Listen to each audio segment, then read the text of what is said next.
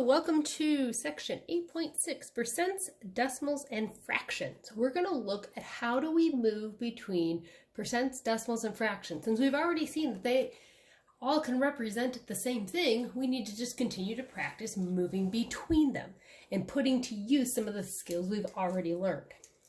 So I want to start first by looking at decimals to percents, and then I'll come over here and do percents to decimals. So I'm going to make myself a little chart here, and we'll split off the other part here in a little bit. But there we go, got it boxed off. So first we're going to look at percents to decimals. So it means we're going to, or decimals to percents, I said it backwards. Decimals to percent, which means we're going to move our decimal point 2 spaces to the right, and then add zeros as placeholders as needed.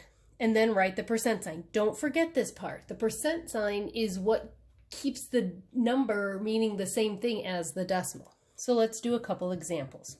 So we're going from a decimal to a percent. So let's say I have 0.32. Here's my decimal. Now I'm going to move my decimal point 2 spaces to the right. I'm going to do that in a different color though, just for good measure. So I take the decimal point where it's at, move it to the right.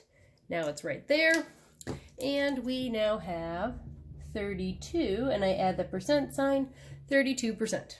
It's 32 parts out of 100, or 32 hundredths. Okay, let's try another one. Let's say my decimal was 0.08. I'm going to move my decimal point 2 spaces to the right. Boom, boom, and now I have 8%. Don't forget that percent sign. Let's see. Let's try another one. Example 3. What if my decimal had 3 decimal places? 0.125. 1, 2 spaces to the right. So now I could have still have a decimal in my percent. I have 12.5%. So all you're doing is you're moving the decimal point 2 spaces to the right. Now, what happens if you have this? Let's see, 0.7. What does that equal? Well, I'm going to take my decimal point where it's at, move it 2 spaces to the right. Boom, boom. Nothing there. I got to put a 0 in. So I now have 70%. Okay? So this is the type of thing you're doing. Decimals to percents, decimal point 2 spaces to the right. Okay, anybody else got the song in their head? To the right, to the right. Well, okay, now we're going to go the other way. We're going to go percents to decimals. So guess what? We're going to go the opposite direction. We're going to go 2 spaces to the left. But first we're going to take away the percent sign. So let's say we start out here. We'll call this example 5. And we're going to say, let's see here, give me a percentage here, 42%. I'm going to drop my percent sign. And I'm going to write 42. And then if there's no decimal point already there, it starts on the right side. And I'm going to move it 2 spaces left. Oops. And I now have 0.42 is my decimal. So percents to decimals, decimals to percents, we're simply moving around the decimal point, which really means we're multiplying or dividing by 100. Okay, let's try another one. Let's say I had 6%. I take 6, I drop the percent sign. My decimal point's on the right side. I move it over 2 spots. There's a gap. Throw in my 0. I now have 0.06, or 6 hundredths. Let's see, what if I have this? What if I have 218%? I drop my percent sign. My decimal point's on the right because it's not written in. Go 2 spots, right there. So I am now at 2.18. And example 8, 34.7%. Drop my percent sign. Oops, change pens too quick. 34.7. My decimal point's already there. So I'll start from there. Go 1, 2. and we'll have 0.347. All right, so that's percents to decimals and decimals to percents. Now we're going to deal with fractions and percents. And we'll kind of divide things up. Now, first option we have is we can create a proportion with 100 and then we solve it. So, because we'll be starting out with a fraction. So let's just start with that, okay? Let's say our fraction is 4/10. We're going to create a proportion. 100's always on the bottom. Our percent's always on the top. This is always going to be the percent. Percent's always the number over 100. How do we solve these? That's right. We can either cross multiply or we can look and say, oh, I do this to the numerator, I do this to the denominator. All right, so for this one, let's just do that. 10 times 10 is 100, so I have to do 4 times 10, which means my percentage, x equals 40, and it's 40%. Okay, let's try another one. Let's try 5/8 equals something over 100. Now you're saying, ooh, I don't know, I don't know what 8 times what equals 100? That's okay. This is where we use our cross multiplication. Remember, we say we multiply the two numbers, or we say the variable is equal to 5 times 100, the two numbers that pair up, divided by the number that pairs with the variable. So we'll have 500 divided by 8, which equals 62.5, and that'll be 62.5%. Now you'd sit there and do the calculations. I happen to know that one already. So we can create a proportion and solve. Let's do one more like this. I'm going to write it over here. Example 11. We're going to have lots of examples today. Okay, let's see here. Let's try this one. 7/20 equals x over 100.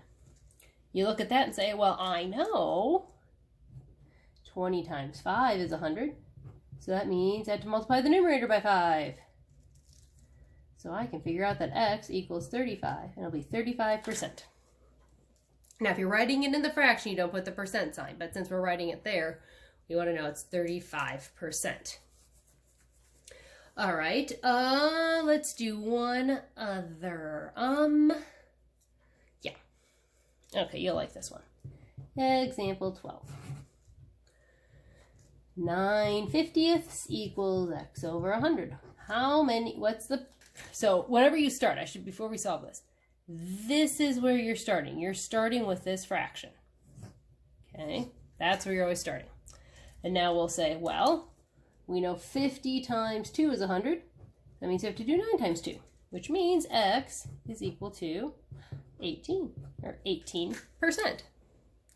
Okay, so in like 8 minutes, we've already been through 12 examples. Go us. Now, let's talk about, so we're going fractions to percents. So we did it with creating a proportion. Another option is to turn your fraction into a decimal, and then we go convert it like we did above. So, let's do this one. Let's say you had 3/8. Remember, it's numerator divided by denominator. Maybe you want to write that on the side. Denominator on the outside, numerator on the inside. There, just like that. So that means 8 on the outside, 3 on the inside. Does 8 go into 3? No. So you put a 0, add a decimal point, move it up, add a 0. 8 goes into 30 3 times. It's 24. 30 minus 24 is 6. Smaller than 8, so we're good. Add a 0, bring it down. 8 goes into 60 7 times. 7 times 8 is 56. 60 minus 56 is 4. 4 is smaller than 8, we're good. Bring down the 0. 8 goes into 40 5 times. And we end up with no remainder. Now, look at that. We got 0.375. Now, if we're going to convert from a decimal to a percent,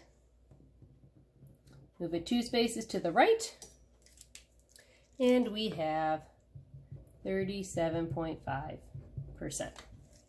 So this is just one more option. We've done fractions into decimals before, and then we just go back to the way we were at the beginning. Just remember, numerator divided by denominator. All right, last one. We've already talked about this, so I'm just going to brush over this quickly. Percents to fractions. If you got a percent and you want to make it a fraction, take away the percent sign, put it over 100, simplify if you need to. Example 14. 42% becomes 42 over 100. And we say, what goes into 42 and 100? Well, we might say, oh, I know it's 2. Okay. Well, that's 21 over 50. And you're done. Or let's see here. 71%. Take 71, put it over 100, and in this case, you're done. We've done this already, but just wanted to review since we had the balance. Now, just to wrap up, I think I want to do one more as I'm thinking about this. I want to do one more problem like this one with the decimals. So I'm going to bring it down here and use our little bit of extra space over here at the bottom and do one final example. Example 16. Let's say, oh, let's pick a nice fraction. How about 3/4? Let's turn that into a decimal and then convert. Remember, it's numerator divided by denominator. So we know 4 does not go into 3. How many times does 4 go into 30? 7 times. 7 times 4 is 28. 30 minus 28 is 2. Add a 0, bring it down. 4 goes into 20 5 times. 4 times 5 is 20. Okay. Now, 0.75. We've got to move our decimal point over 2 spots to the right. And then we add the percent sign, and we end up with, me writing off the screen, sorry about that, 75%. So if you need to, go back and review something on this video to help you out. But otherwise, these are the types of things you'll be practicing today. Happy practicing!